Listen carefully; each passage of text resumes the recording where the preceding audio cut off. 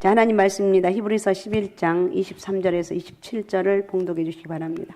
믿음으로 모세에 낳았을 때 그 부모가 아름다운 아이임을 보고 석 달 동안 숨겨 왕의 명령을 무서워하지 아니하였으며 믿음으로 모세는 장성하여 바로의 공주의 아들이라 칭함받기를 거절하고 도리어 하나님의 백성과 함께 고난받기를 잠시 제약의 낙을 누리는 것보다 더 좋아하고 그리스도를 위하여 받은 수모를 애굽의 모든 보화보다 더 큰 재물로 여겼으니 이는 상 주심을 바라봄이라. 믿음으로 애굽을 떠나 왕의 노함을 무서워하지 아니하고 곧 보이지 아니하는 자를 보이는 것 같이 하여 참았으며. 아멘. 아멘. 오늘 제목은 믿음으로 모세는입니다. 믿음으로 모세는. 오늘은 믿음의 사람 모세에 대해서 살펴보겠습니다. 어떻게 모세가 믿음으로 장성한 사람이 될 수 있었는가? 모세의 부모는 모세가 낳았을 때 석 달 동안 숨겼습니다. 석 달 후에는 이제 숨길 것이 없으니까 갈대 상자를 만들어서 갈대 상자에 모세를 담아 나일강에 떠내려 보냈어요. 그리고 맏딸 미리암에게 갈대 상자를 따라가게 했습니다. 그때 바로 왕의 공주가 갈대 상자에 담겨 있는 모세를 발견하고 왕궁으로 데리고 와서 애굽의 왕자로 삼았습니다. 그때 미리암이 바로 왕의 공주에게 어머니 요게벳을 모세의 유모로 소개를 했습니다. 어머니 요게벳은 모세가 어릴 때부터 신앙교육을 시켰습니다. 젖 먹일 때도 신앙교육을 시켰고 걸음마를 배우고 말을 배울 때도 신앙교육을 시켰습니다. 모세 어머니 요게벳이 모세와 언제까지 함께 있었는지는 모르지만 모세가 성장해가는 과정 속에서 계속 신앙교육을 시켰다는 거예요. 구세군 창설자인 윌리엄 부스는 이런 말을 했습니다. 우리는 마귀가 손을 쓰기 전에 우리의 자녀들에게 먼저 하나님을 가르쳐야 된다. 그죠? 마귀가 우리 자녀들에게 죄악을 심어주기 전에 우리가 먼저 우리 자녀에게 하나님 믿는 신앙심을 심어줘야 된다. 이렇게 말했습니다. 어릴 때 신앙교육이 중요한데 그러면 이런 말을 할 수 있어요. 저는 나이가 먹어서 다녔는데요. 할 말이 없죠. 그죠? 근데 어릴 적부터 사실 신앙생활하는 게 제일 큰 축복이에요. 자녀들이 어릴 때부터 자녀들 마음속에 하나님을 심어줘야 되는 거예요. 예수님을 심어줘야 돼요. 그래서 부모의 신앙교육이 굉장히 중요하고 주일학교 교육이 중요합니다. 모세의 부모는 모세가 어릴 때부터 신앙교육을 시켰어요. 그랬더니 모세가 믿음으로 장성해서 성장을 했다는 거예요. 그래서 여러분의 자녀들 어릴 적부터 신앙교육을 잘 시켜서 모세처럼 믿음으로 장성한 그런 자녀가 될 수 있도록 해야 되는 거예요. 이걸 사명으로 여겨야 되는 거예요. 모세 어머니 요게벳은 아마 모세를 안고 젖을 먹일 때만 늘 그랬을 거예요. 야, 하나님은 살아계신 어린아이 때부터 우리 하나님의 백성이야. 하나님 우리 조상 아브라함과 이삭과 야곱의 가나안 땅을 기업으로 주시겠다고 약속했어. 우리는 가나안 땅으로 돌아가야 된다. 계속 신앙교육을 시켰어요. 모세는 애굽에서 40년 동안 왕자로 살았습니다. 애굽의 최고 학문을 배웠습니다. 문학, 천문학, 정치학, 군사학 등 최고 학문을 배웠어요. 사도행전 7장 22절은 이렇게 말합니다. 사도행전 7장 22절 읽어주세요. 모세가 애굽 사람의 모든 지혜를 배워 그의 말과 하는 일들이 능하더라. 예, 애굽 사람이 모든 지혜를 배워서 그의 말과 하는 일들을 능했다고 그랬어요. 모세는 애굽의 모든 지혜를 배워서 말과 하는 일들이 능력 있는 사람이 되었어요.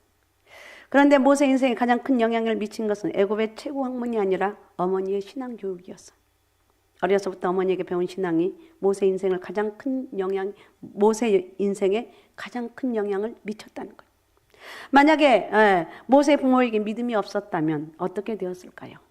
왕의 명령을 따라 모세를 나일강에 던져서 죽였을 거예요. 그런데 모세의 부모에게는 믿음이 있었습니다. 모세 부모는 믿음으로 모세를 석 달 동안 숨기고 믿음을 하나님께 맡기고 믿음으로 신앙교육을 시켰습니다. 그래서 모세가 믿음으로 장성한 사람이 되었습니다. 우리가 흔히 잘못 생각하는 것이 있는데 내가 하고 싶은 것들을 뭐든지 할 수 있으면 최고로 행복할 것이라고 생각하는데 그런 면에서 보면 오늘 히브리서에 등장하는 모세라는 인물은 결코 행복할 것 같지 않은 인생을 산 사람이에요. 그는 태어나자마자 죽음의 위협 가운데 나일강에 버려졌습니다. 다행이라 말할 수 있을지 몰라도 그는 자신을 낳아준 어머니가 유모가 되고 다른 사람의 아들로 살아야만 했습니다. 애굽의 왕자로 살아간 것이 부유함과 권력을 가져다 줄지는 몰라도 그는 정체성의 혼란으로 어려운 청소년 시절을 보내 결국은 살인까지 했습니다. 살인자가 된 모세는 그의 인생의 황금기를 도피자로 황량한 들판에서 양을 치는 목자로 40년을 살았어요. 얼마나 비참하냐고. 그가 시내산에서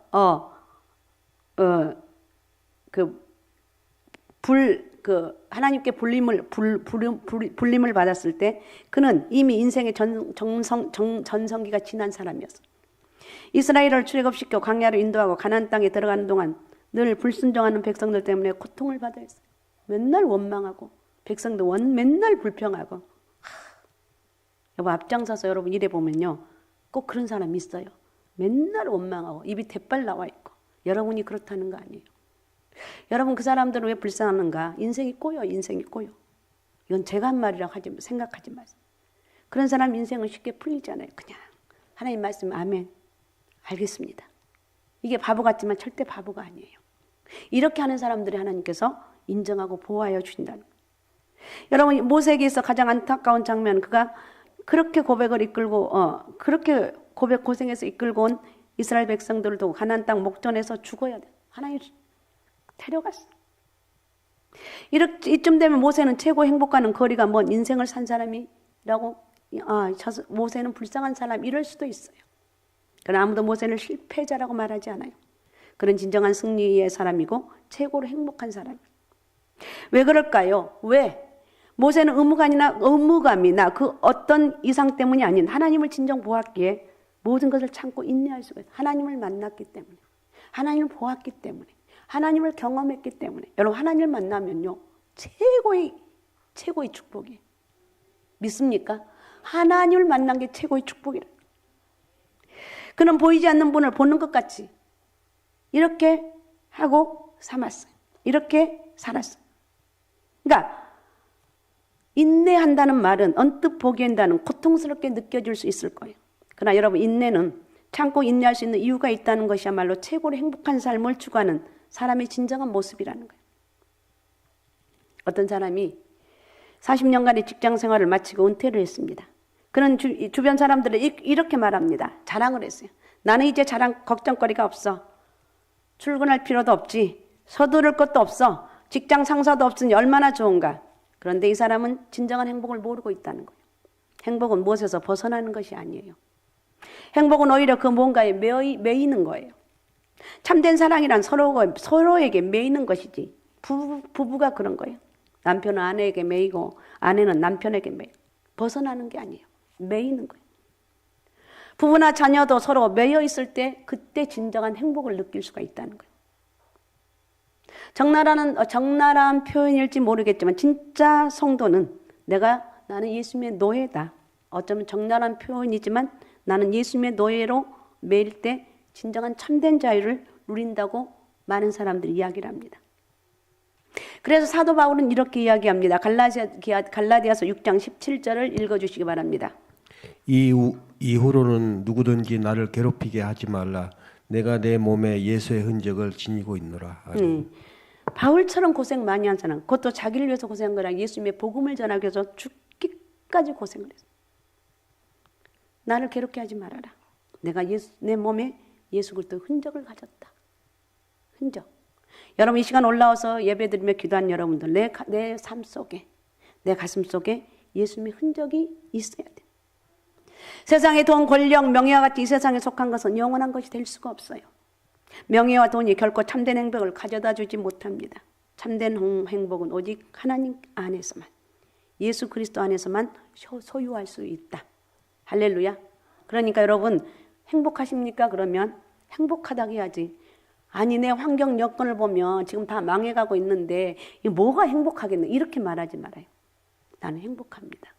아니, 지금 형편이 이런데 행복하다는 말이 나와요? 예, 나는 예수님이 함께 하시기 때문에, 나는 하나님이 나와 함께 하시기 때문에 나는 행복합니다.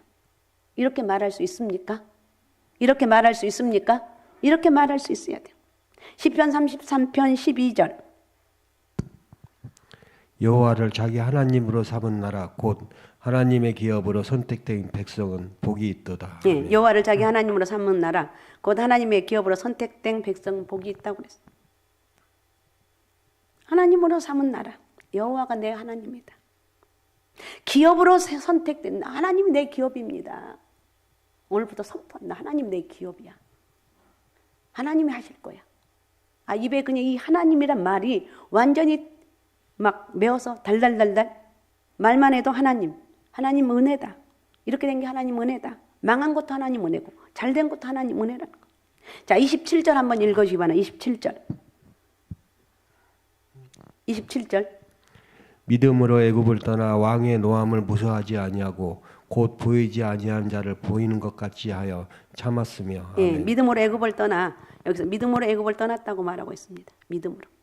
믿음으로 삶의 근거를 떠날 수 있다는 것은 결코 쉬운 일이 아니에요. 하지만 여러분, 더욱 중요한 것은 믿음으로 떠난 그 길을 끊임없이 지속하는 데 있어요. 끊임없이 계속해서 지속하는 것. 고구왕 목사님 가끔 설교하다 뭐라고 믿음은 점이 아니고 선이다 이런 말 들어보셨죠? 안 들어봤어요? 들어보셨잖아요. 점이 아니라 점점점이 선이라는 거. 공간복음으로 보면 예수님 말씀을 전하실 때, 기적을 행하실 때 얼마나 많은 사람들이 따랐는지 모릅니다. 믿음으로 떠나는 것, 한 번의 감정으로, 한 번의 용기로, 욱하는 심정으로 가능합니다. 하지만 그 행동을 삶으로 만드는 것은 결코 쉬운 것이 아니라는 거예요. 쉬운 일이 아니에요. 믿음으로 애굽을 떠났지만 모세에게는 끊임없는 시련이 찾아오고 있습니다. 그러므로 그에게 필요한 것은 한 번의 믿음이 아니라 보이지 않는 하나님이 끝까지 동행한다는 이 믿음을 갖는 것. 나는 누구냐? 나는 송송이란 이름 이전에 하나님 나와 함께하는 나는 하나님의 사람이다.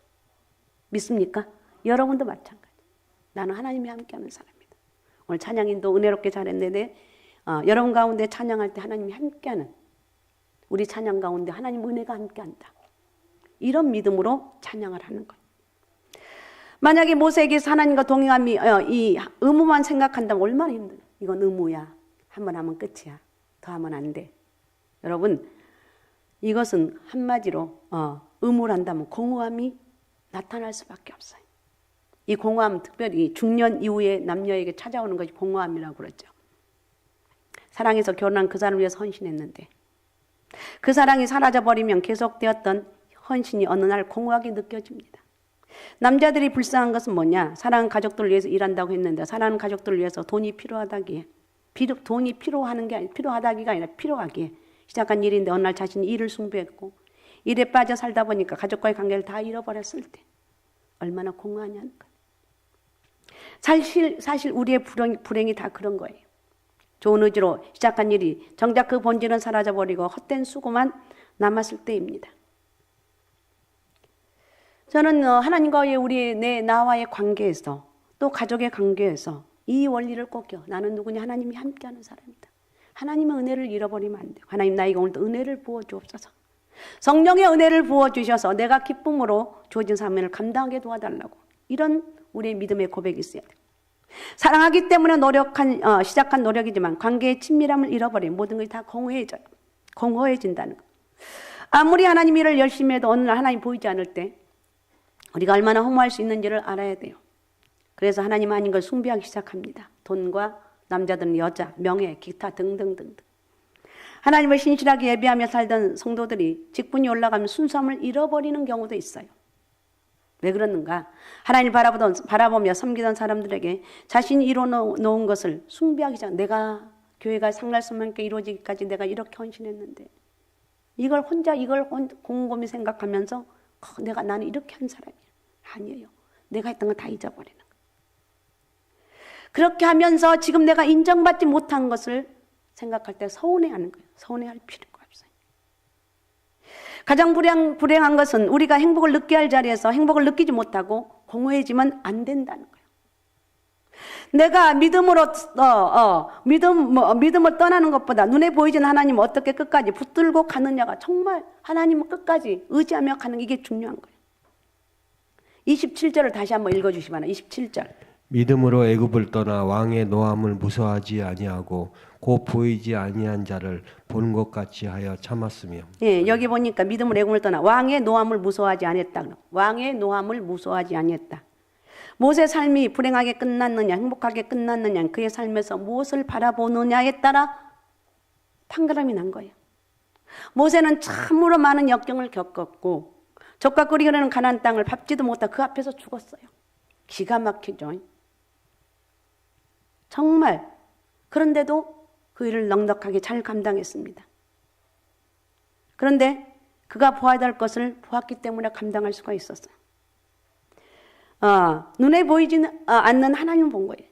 27절 무서워하지 아니하고 이 무관심했다는 것인데 별로 중요하게 생각하지 않았다는 거예요. 왕에 대해서 중요하게 생각하지 않고 무관심했다는 거죠. 왕이 제 아무리 막강한 권력을 가지고 있다 할지라도 모세 눈에 보이지 않는 하나님을 향했기 때문에 전혀 신경 쓰지 않았다는 거예요. 이게 보통 사람 같으면 있을 수 있어요? 안 그렇죠. 그렇기 때문에 모세겠죠. 왕이었지만 전혀 신경 쓰지 않았어요.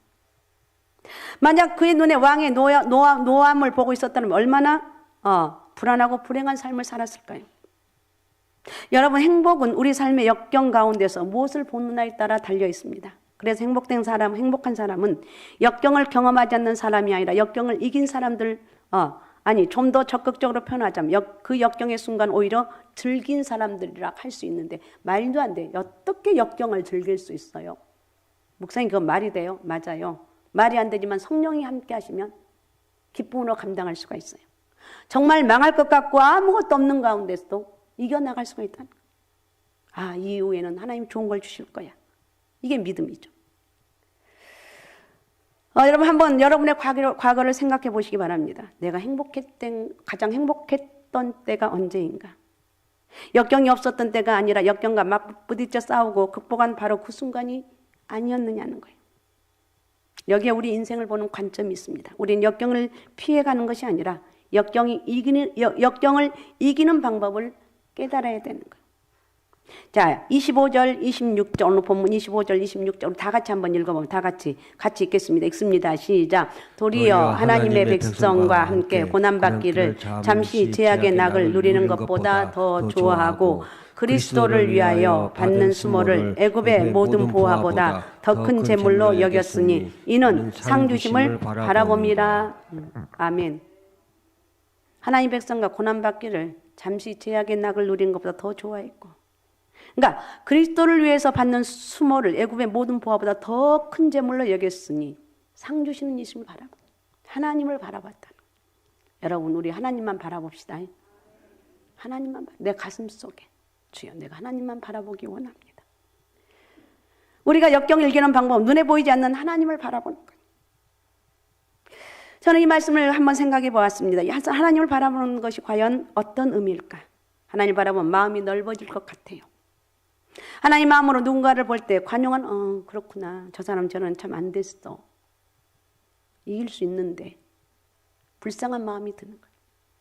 하나님의 마음으로 내 삶을 하나님의 마음으로 내 삶을 바라볼 때 나를 택하신 분 때문에 내가 살아갈 수 있는 힘이 생긴 것 같아. 누군가에 대한 긍정도 중요하지만 내 삶을 긍정하게 될 수 있다는 거예요. 그래서 여러분, 우리는 언제 가장 행복한 경험을 할 수 있을까요? 여러분, 우리가 네잎클로바가 있죠. 우리에게 행운을 가져다 준다고 말을 합니다. 하지만 곳곳에 깔린 클로바는 네잎클로바가 아니라 세잎클로바예요. 그런데 이 곳곳에 깔린 세잎클로바가 진정 행복이에요. 클로바도 모르는지 몰라, 요즘 얘네들은. 그죠? 아냐? 클로바 알아? 우리 때는 곳곳에 이런 게 있어요. 지금 뭐 별로 적이 없기 때문에. 그런데 보통 3개예요. 4개를 찾으려고 찾았다고. 우리 옛날에 그렇게 했어. 그런데 진정 행복은 세잎 클로버가 진정 행복이라는 거예요. 어쩌면 사람들은 행운을 찾느라고 소소하고도 정말 작은 행복을 느끼지 못하고 그냥 몸이 건조하게 살아가고 있는지 모른다는 거예요. 우리 주변에 늘 함께하는 행복을 느끼지 못하는 것이 문제라는 거예요. 작은 행복. 내가 잠잘 수 있는 거, 내가 예배할 수 있는 교회가 있고, 내 친구가 있다는 거, 나 혼자가 아니고 부모님이 있다는 거, 이런 거 하나하나 소소한 행복을 찾으면서 내가 그걸 깨닫지 못했구나 이러면서 작은 것에 행복한 그런 저와 여러분이 됩시다. 이렇게 살 때 우리는 큰 역경이 와도 이것을 이기면서 최고의 행복을 맛볼 수가 있다는 거예요. 작은 것에 행복한 거예요. 예은이가 저렇게 앉아있네. 오늘은 머리를 풀고 앉아있네. 이렇게 작은 행복. 아이고, 내가 일주일 동안 힘들어야 살았거든요. 그래도 살았는데 와서 예배하게 있는 거. 이게 감사할 일이라는 거예요. 우리의 뼛속 깊이 행복을 경험하는 최고로 행복한 순간은 모진 역경을 만났다가 마침내 하나님 은혜로 그 역경을 극복하는 바로 그 순간일 거예요. 그래서 오스왈드 챔버스라는 사람은 역경을 이기는 습관에 대해서 이렇게 말합니다.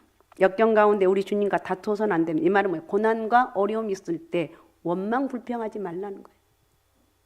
입이 대빨 나오죠. 믿음의 사람이고 안 믿으면 똑같은가. 어쩌면 믿음의 사람이 더 그냥 그런 것 같아. 제발 우리 그러지 말고 혼자 그냥 고민을 하고 몸부림을 치고 사람 앞에 나가서 웃는 모습으로 하자는 거예요. 역경 가운데 주님과 다투지 말라는 거예요. 원망 불평하지 말라는 거예요. 당신이 빛을 순종하는 순간에 하나님의 아들이 당신을 통해서 빛을 비추실 것입니다. 만약 하나님과 다투 원망 불평하면 이는 주의 성령을 근심하게 하는 것입니다. 하나님의 아들의 생명이 당신을 통해 드러날 수 있도록 나를 추스리라는 거예요. 그래서 혼자 늘 너무 속상하고 직장 생활하면서 또 여러 가지 사업을 얼마나 정말 힘들게 살아요. 그럴 때일수록 나는 힘들 때 혼자 곰곰이 앉아 밥을 혹시 먹는다 할지라도 나는 하나님이 함께하는 사람이지. 그치 맞지? 혼자. 그래 너는 하나님이 함께하는 사람이야. 그래 하나님과 함께하기 때문에 하나님 나에게 힘을 주시는 거예요. 이렇게 하는 거예요. 이렇게 하면서 우리는 나를 추스릴 수 있어야 돼요. 자기 연민에 내가 이렇게 있는데 저게 자기 연민이거든요. 나는 이렇게 있는데 왜 하나님이 이렇게 하는 거야? 자기 연민에 빠지면 안 돼요. 자기를 추스릴 수가 없어요.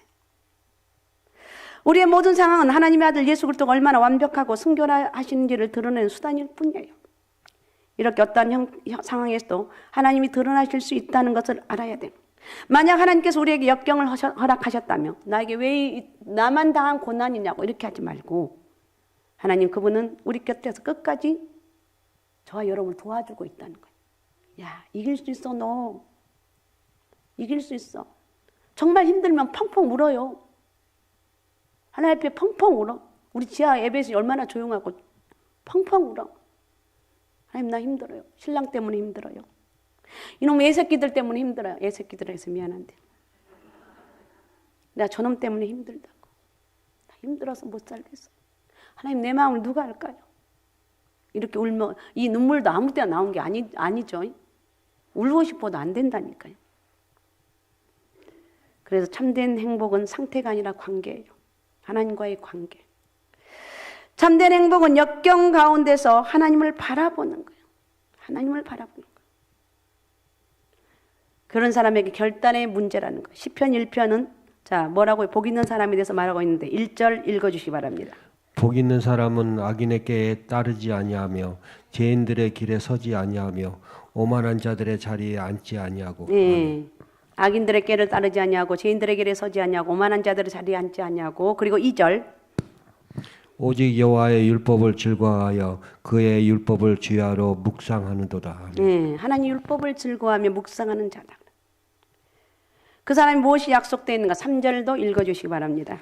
그는 시냇가에 심은 나무가 철에 따라 열매를 맺으며 그 잎사귀가 마르지 아니함 같으니 그가 하는 모든 일이 다 형통하리로다. 아멘. 아멘. 그렇습니다. 철 따라 열매 맺는 푸르고 복된 인생은 말씀을 즐거워하고 묵상하는 사람들의 몫이에요. 그래서 우리는 말씀을 붙들고 기도로 사는 사람이 돼야 돼요. 말씀 붙잡고 기도하고. 저는 이 말씀만 붙잡으면 넘어진다고 생각해요. 사람들이 요즘 똑똑한 사람 얼마나 많아요. 수없는 사람들이 무너져요. 왜 무너지는가? 그 사람 제가 유심히 봅니다. 그러면 기도로 기도로 누군가의 기도. 옛날에는 엄마들이 기도를 참 많이 했어요. 하나님 오직 우리 아들 목사인데 하나님 우리 아들 목회 잘하게 해주세요. 오직 기도를 했는데 요즘은 그렇게 엄마들이 기도를 안 한 것 같아요. 스펄전 목사님이 그렇게 유명한 것은 기도에 아주 군대가 있었잖아요. 지하에서 기도해주는 사람이 있어야 돼요. 여러분 자녀들 잘 되길 원해서 막 돈도 많이 투자하고 하자. 좋아요. 있으면 투자해야 되는데 그것보다 더 귀한 것이 기도를 좀 투자하자는 거죠. 기도와 말씀. 그리고 기도할 때 복 있는 사람은 그 말씀 붙잡고 하나님 복 있는 사람 이런 사람이라고 그랬는데 하나님 내가 이런 삶을 살기 원합니다. 우리 아들이 우리 딸이 이런 축복을 받길 원합니다. 기도하는 거예요. 그래서 말씀 붙들고 기도로 살아갈 수 있는 그런 은혜가 있으시기 바랍니다. 그러면 말씀과 기도가 여러분을 붙드는 새로운 인생이 된다는 거예요. 말씀과 기도를 붙들고 사는 삶, 이것만이 영원토록 변함없는 행복을 누리고 지키는 유일한 비밀이라는 거예요. 말씀과 기도. 말씀과 기도. 그래서 다윗은 이렇게 고백합니다. 시편 18편 29절. 내가 주를 의뢰하고 적군을 향해 달리며 내 하나님을 의지하고 담을 뛰어넘는도다. 아멘. 아멘. 하나님을 의지했다고 그랬어요. 내가 주를 의뢰하고 적군을 향해 달리며 하나님을 의지하고 담을 뛰어넘네. 믿음으로 나갔다는 거예요. 또한 여러분 하나님께는 주의 자녀를 자녀답게 만들 수 있는 요구사항들로부터 여러분을 면제시키는 일이 없어요. 그러면 내가 아니에요. 면제시키는 일이 없어요. 자, 베드로전서 4장 12절을 읽어주세요. 사랑하는 자들아 너희를 연단하려고 오는 불 시험을 이상한 일 당하지 않을 것 같이 이상하게 여기지 말고. 아멘. 아멘. 연단하려고는 불시험을 이상한 일 같이 여기지 말라고 말하고 있어요. 그러니까 이제부터는 불시험이 오면 의연하게 대처하라는 거예요. 시험이 오면 이 시험 이후에 하나님의 약속하신 축복이 있어.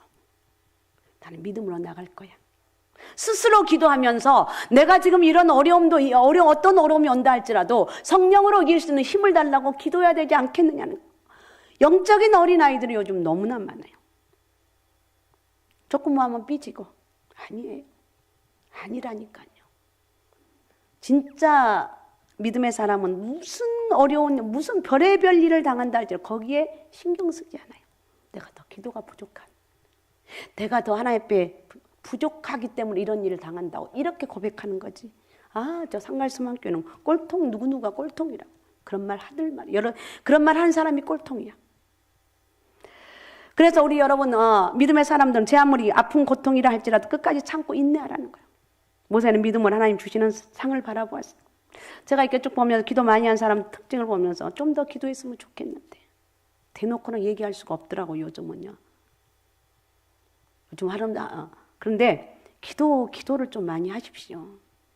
기도해서 이겨나가야 돼요. 아무리 말해도 안 듣는 거 어떡하냐고요. 한두 번 해야지. 그죠? 한두 번 할 수 있는데 더 이상은 안 된다. 기도예요. 기도. 모세는 믿음으로 애굽의 모든 보화보다 하나님 주시는 상을 바라보았습니다. 애굽의 보화가 아무리 많이 있어도 하나님 주시는 상과 비교할 수가 없다는 거예요. 천국에 있는 보화들과 어떻게 비교가 될 수가 있느냐는 거예요. 히브리서 11장 6절의 말씀 이렇게 말합니다. 이 믿음이 없이는 하나님을 기쁘시게 하지 못하나니 하나님께 나아가는 자는 반드시 그가 계신 것과 또한 그가 자기를 찾는 자들에게 상 주시는 이심을 믿어야 할지니라고 그랬어요. 하나님은 상 주시는 분.